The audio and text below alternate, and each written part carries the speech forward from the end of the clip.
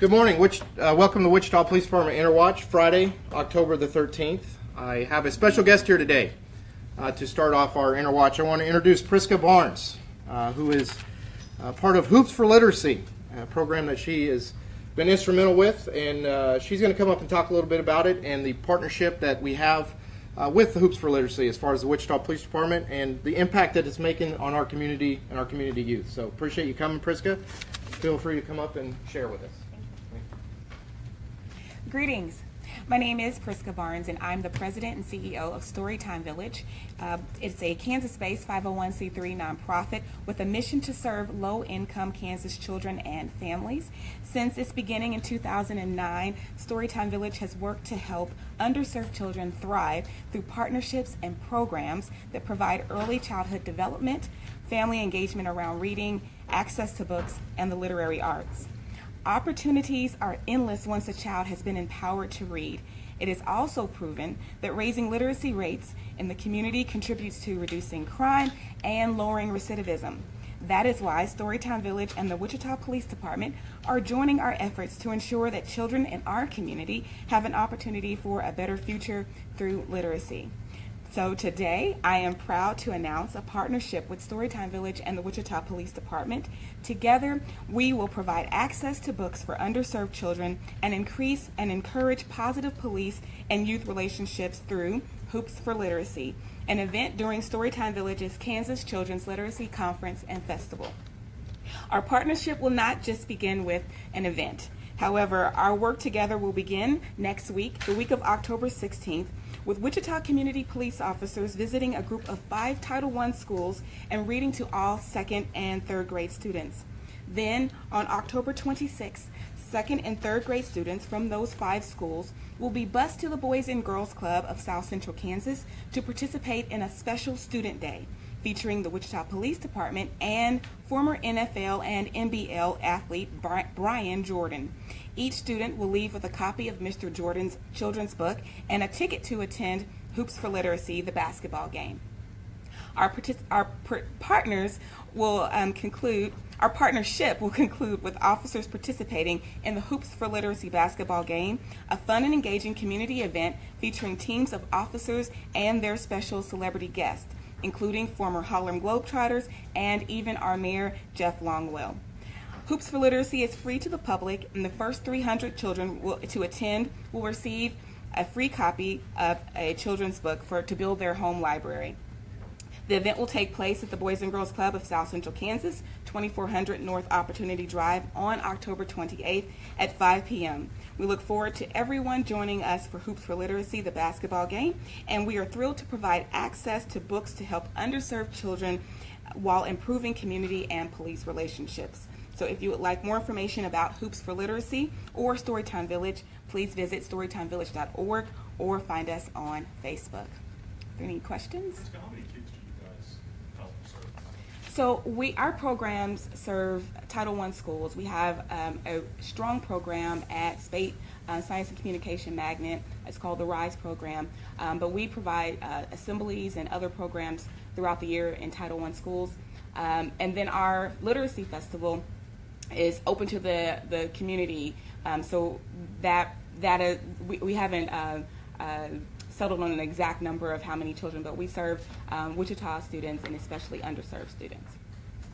Can we get you to spell your first and last name for us real quick? Yes, Priska, Prisca Barnes. Thank you.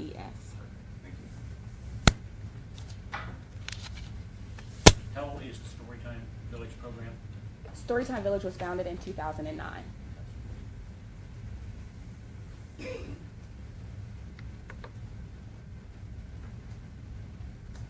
Right. Thank you, Priska. Thank you. We appreciate that program, Hoops for Literacy, and the impact that is having on our youth and the opportunity we have as a Wichita Police Department to partner with that program. Great program, so please check it out and be in support of helping continue to impact the youth in our community, which is a goal of the Wichita Police Department. I have one case we're going to cover, and then I have a statement that I'd like to read this morning in our Interwatch. First case is going to be an aggravated battery case. Occurred in the 200 block of East Kellogg last night about 8 o'clock p.m. Case number 70585. 70585. On Thursday, October 12th at approximately 8 p.m., officers were dispatched to the Wyndham Hotel in the 200 block of East Kellogg in reference to an injury accident. This accident had occurred in a parking lot where a Chevy Suburban had struck two pedestrians. Officers arrived on scene and they located a 17-year-old male and a 14-year-old female who had minor injuries. Through the investigation, it was learned the juvenile victims were walking in the Spangles parking lot when they were almost struck by a male driving a Suburban.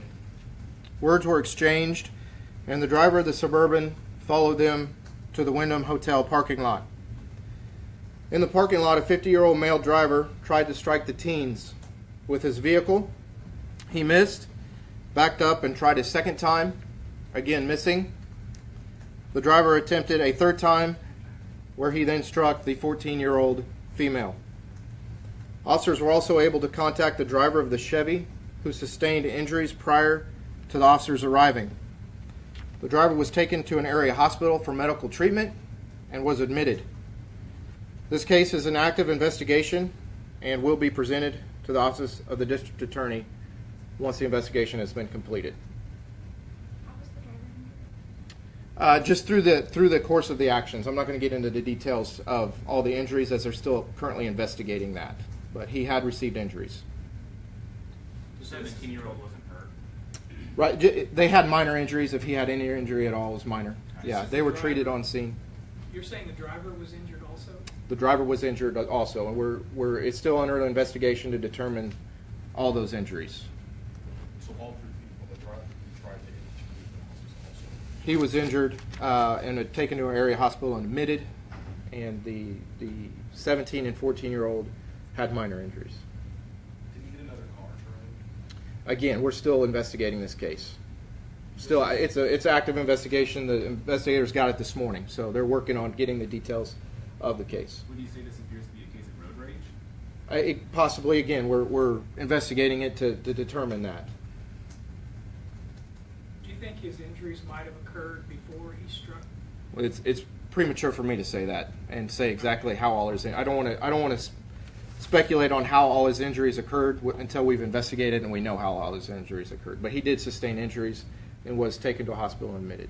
Any weapons besides? Not that I know of. All right, just want to read a statement. The traffic case involving a Wichita police officer referenced in a media report was presented last year to the Office of the District Attorney, which declined prosecution. The allegations in the article are based on a flawed premise and are inaccurate. The issues raised are not consistent with Chief Ramsey's vision and are contrary to the reforms and the changes he has initiated since arriving last year.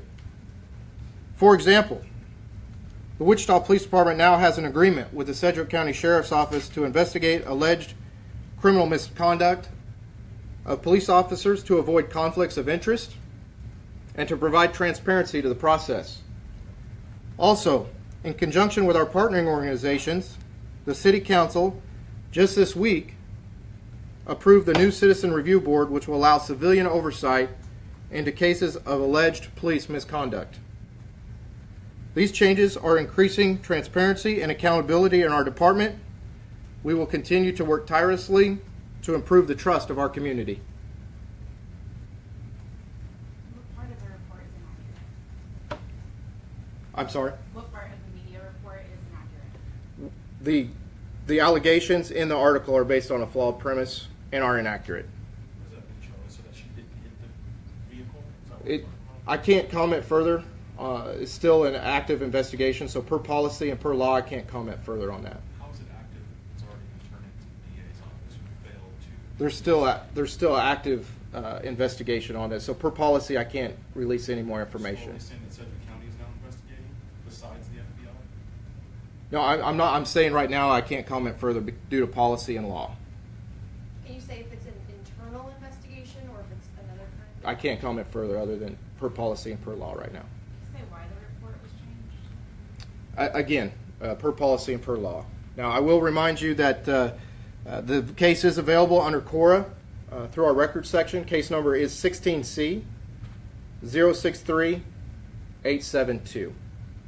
So that case is available through our records section. All right? All right. Thank you. Going back to that aggravated battery, was the driver ever arrested? Or was he just taken to the hospital at last check? Right. The driver was taken to an area hospital and admitted. He's still in the hospital at this time. The last time I checked, and the case will be presented once the investigation is completed. It'll be presented to the office of the district attorney. You don't know the extent of his injuries? Right. I don't. Was he arrested? He was taken to a hospital and